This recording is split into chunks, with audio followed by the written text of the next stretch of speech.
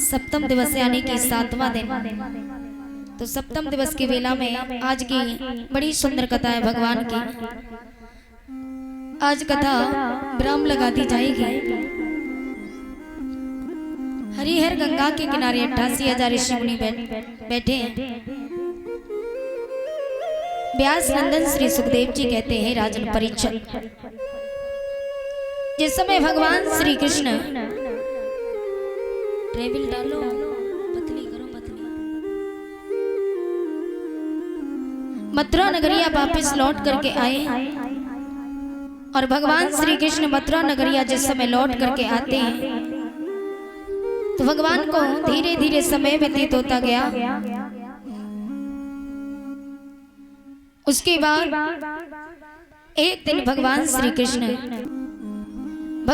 कृष्ण को भूख लगती है तो भगवान श्री कृष्ण मैया देवकी से भोजन मांगते हैं। और मैया से कहा कि मैया मुझे बहुत तेज भूख लगी है। तो मैया देवकी ने देर नहीं की और मैया देवकी दौड़ी दौड़ी गई। रसोई से थाली में माखन मिश्री लगा करके जिस समय लाती है, माखन मिश्री से जैसे भोजन की थाली लाई भगवान को परोसी तो भगवान श्याम सुंदर ने जैसे माखन देखा तो थाली को छोड़ करके दौड़े दौड़े गए, अपने कच्छ में जाकर के रोने लगे। दरवाजा बंद कर लिया, रोने लगे। इधर मैया देव की भी रोने लगी। मैया देव की जिस समय रो रही थी तो बृहस्पति देव के शिष्य उद्धव जी ने देखा और मैया से कहा, मैया तुम रो रही हो? तो मैया देव की कहने लगी, उद्धव मैंने कन्हैया को भोजन दिया तो वैसे ही भोजन की थाली छोड़ करके कन्हैया चला गया, अपने कच्छ में चले गए। ऐसा मैंने क्या कर दिया? इतने दिनों बाद पहली बार मेरे पुत्र ने मुझसे भोजन मांगा और मैंने दिया तो भोजन की थाली को छोड़ करके कृष्ण चला गया। उद्धव ने कहा कि मैया तुम रो ना, मैं जाकर के कृष्ण से बात करूंगा। उद्धव जी मैया के पास में जाते हैं।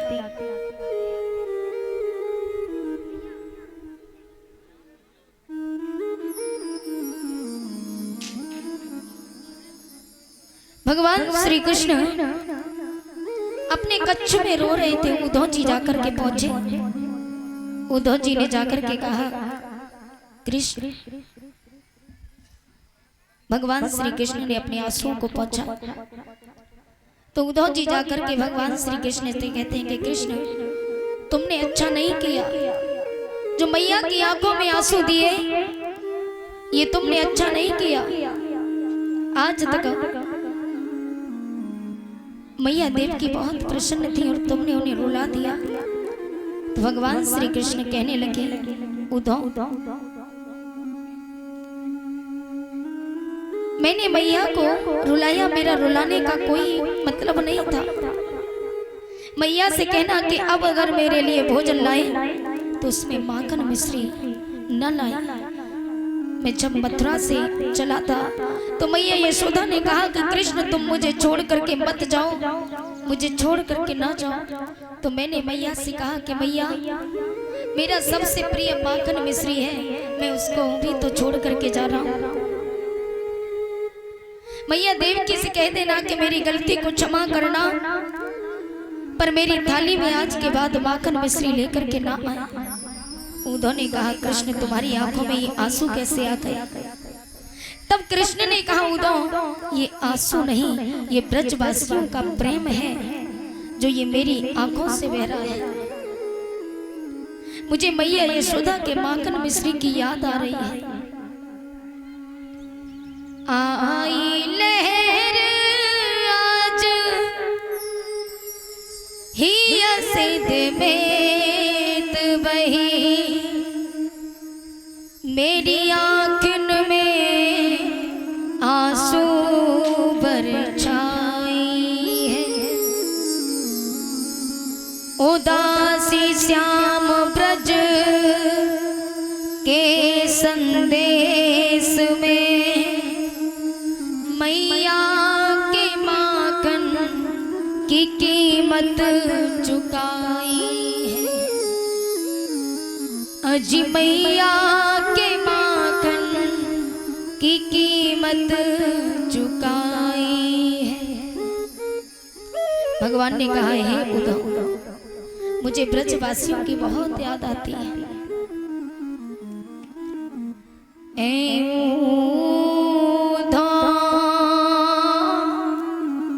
मोहे ब्रज बिसरत नाहि,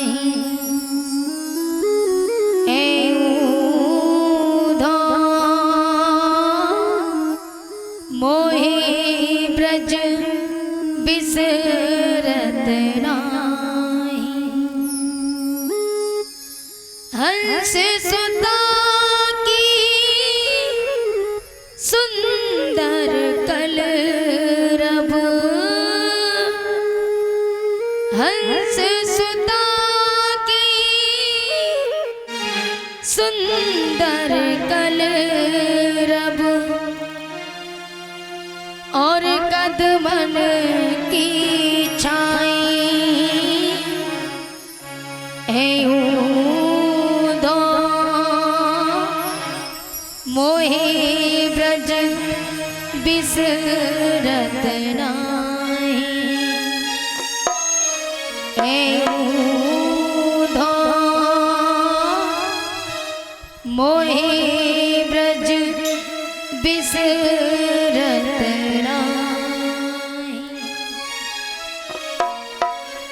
उद्धव बैठे हैं, भगवान श्री कृष्ण कहते, जानते हो उद्धव, मुझे जरा सा भी जो काम हो जाता तो मेरी मैया तमाम वैद्यों को बुलाती और कहती कि मेरे लाला को कहाँ भयो, मेरे लाला को छींक क्यों आ रही है। बड़े बड़े ज्योतिषियों को बुला कर के लाती, मेरे लाला को नजर लग गई, मेरे लाला क्यों रो रहे हो। और मैंने क्या किया पता है उद्धव, जब मैं मथुरा के लिए आया तो मेरी मैया रो रही थी, जिसने मुझे उंगली पकड़ करके चलना सिखाया, आज मैंने उसी को रोता हुआ छोड़ दिया और मैं मथुरा चलाया। तो मेरी मैया नंगे पांव रथ के पीछे पीछे दौड़ी दौड़ी आ रही थी और कहा कि लाला मुझे छोड़ करके ना जा, कान्हा मुझे छोड़ करके ना जा। और मैंने क्या किया मालूम है, मैंने मैया से कहा कि मैया मैं परसों लौट करके आ जाऊंगा। मैं झूठ बोल करके आया मैया से। उद्धव मुझे दुख होता है, जब मुझे परसों लौट करके जाना ही नहीं था तो फिर मैं मैया से झूठ बोल करके क्यों आया, क्यों। लेकिन उद्धव यदि मैं मैया से बोल करके नहीं आता कि मैया मैं परसों लौट करके आऊंगा तो मेरी मैया कब की मर जाती। उद्धव मुझे बहुत दुख होता है। उद्धव कहने लगे श्याम भूल जाओ, अरे वो ब्रजवासी थे, अनपढ़ गवार थे जो तुम्हारी यादों में रो रहे हैं। भगवान श्री कृष्ण ने कहा उद्धव अगर ब्रजवासी अनपढ़ गवार थे तो मैं भी गवार हूं, क्योंकि मैं भी तो ब्रजवासी हूं। उद्धव ने कहा श्याम मेरा ये मतलब नहीं था। आज भगवान श्री कृष्ण की आंखों से अश्रुधारा बह रही है। उद्धव कहते हैं कि ज्ञान से बढ़कर के कुछ नहीं होता, ज्ञान ही सब कुछ है, ये प्रेम प्रेम कुछ नहीं है। भगवान श्री कृष्ण कहने लगे उद्धव तुम ज्ञान की बात करते हो, लेकिन दुनिया में सबसे बड़ा है तो वो प्रेम है। प्रेम के आगे तो ज्ञान भी फीका पड़ गया है। उद्धव को विश्वास नहीं होता तो भगवान श्री कृष्ण कहने लगे उद्धव मेरा एक काम करो, मेरा पत्र लेकर के जाओ, मैया यशोदा को देना।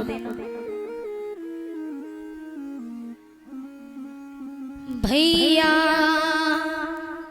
मैया को सुनहियो तेरो लाला दुख पावे, मैया को सुनहियो भैया सुनैयो तेरो लाला दुख पावे मैया को सुनैयो भैया मैया को सुनैयो। आज भगवान श्री कृष्ण उद्धव से रो रो करके कहते हैं कि भैया जाकर के मेरी मैया से कह देना मेरा पत्र लेकर के जाओ। तो भगवान श्री कृष्ण की बात को सुन करके उद्धव जी जाने लगे। तो भगवान ने कहा जा तो रहे हो लेकिन जाते जाते मेरे वस्त्रों को धारण करके जाओ, मेरे आभूषणों को धारण करके जाओ, मेरे कुंडलों को पहन करके जाओ, क्योंकि यदि तुमने ऐसा नहीं किया तो वो ब्रजवासी है ना वो तुमसे बात करने की तो दूर की बात तुम्हारी तरफ देखेंगे भी नहीं। आज जैसी ये बात कही उद्धव ने भगवान के वस्त्रों को आभूषणों को धारण कर लिया, भगवान के कुंडलों को पहन लिया और भगवान के रथ पर सवार होकर के उद्धव जी जिस समय चले, उद्धव जिस समय मथुरा से वृंदावन के लिए चले तो वृंदावन के निकट आए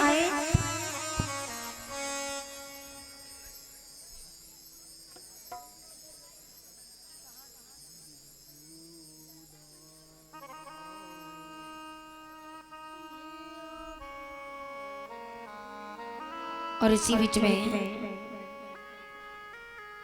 101 रुपए रोहित राठौर, 101 रुपए मोहिनी राठौर और 101 रुपए बीना राठौर, ये सकटू राम भैया जी हैं, इनके पुत्र और पुत्री हैं। और 20 रुपए निखिल यादव, 21 रुपए तारा चंदन नाला पार और 51 रुपए राम मूर्ति सुनौक दाताराम, 21 रुपए फूलचंद राठौर, 21 रुपए बंधा गौतम, 20 रुपए महावीर पट्टी पतवारा, 50 रुपए बाबूराम केवट, 11 रुपए गुप्तदान, 51 रुपए रघुवीर केवट, 51 रुपए दिनेश सुनौक श्री यशपाल। ये सभी दान देते हैं। भगवान इन दानदाताओं को खुश रखें, सदा से बोले बाबा माया के भंडारे भरते रहे। बोले गोविंद भगवान की जय जय श्री राधे श्याम। आज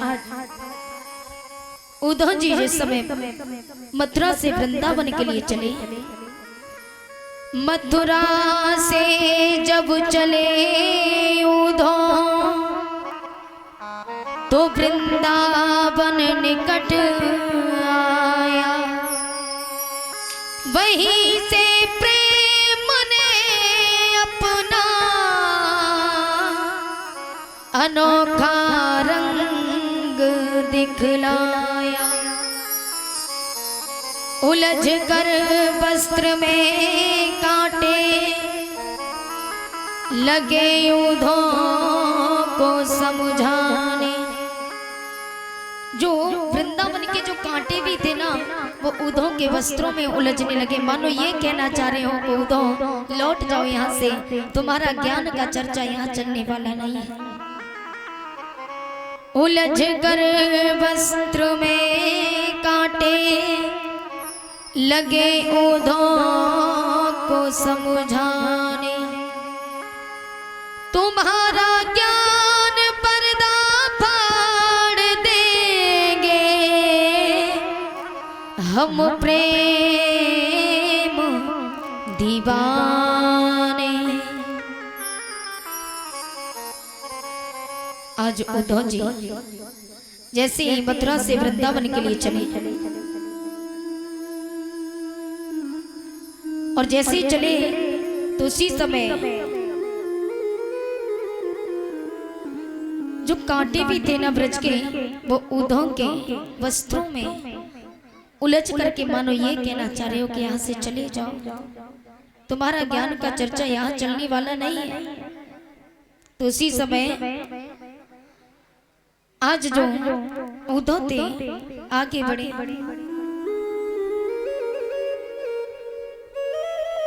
सभी ग्वाल बाल भगवान श्री कृष्ण का इंतजार करते थे। जिस दिन से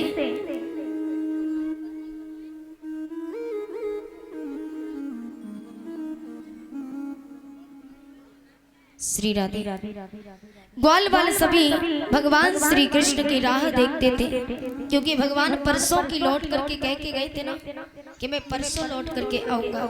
तो हर रोज सुबह होते ही उसी मार्ग पर जा करके बैठ जाते जिस मार्ग से भगवान श्री कृष्ण गए थे।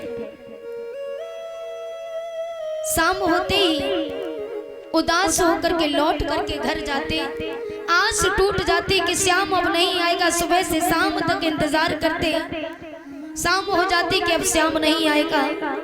तो उदास हो करके जब लौट करके जाते तो मैया यशोदा को ताने मार के जाते कि मैया तेरो लाला बहुत झूठा है, बहुत झूठ बोलता है मैया, वो आज भी नहीं आया।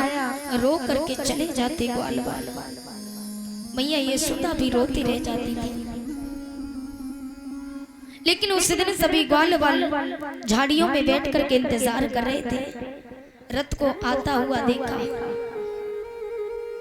तो ग्वाल बाल रथ को देख करके झाड़ियों से निकल करके अरे भैया दामा, अरे भैया मनसुख, देखो तो हमारा श्याम आ रहा है। तो झाड़ियों से निकल करके जाने लगे। तो मधुमंगल जो था कहने लगा भैया तुम जाओ, मैं श्याम से नहीं मिलूंगा, मैं उससे नाराज हूं, मैं उससे बात नहीं करूंगा।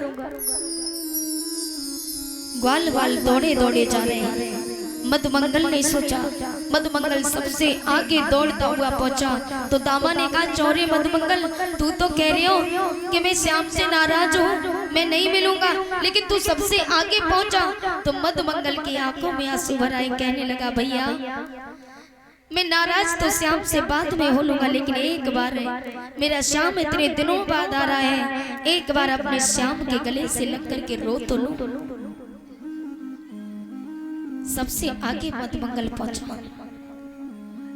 रथ के निकट जिस समय पहुंचे तो देखा सभी ग्वाल बाल रुक जाते। कहा भैया ठहरो, अरे इस रथ में हमारा श्याम है ही नहीं। अगर इस रथ में हमारा श्याम होता तो अब तक रथ से उतर करके एकदम दौड़ा दौड़ा आता और हम सबको अपने गले से लगा लेता। हमारा श्याम इसमें है ही नहीं। ये बात जैसी सुनी, रथ निकट आया तो उसी समय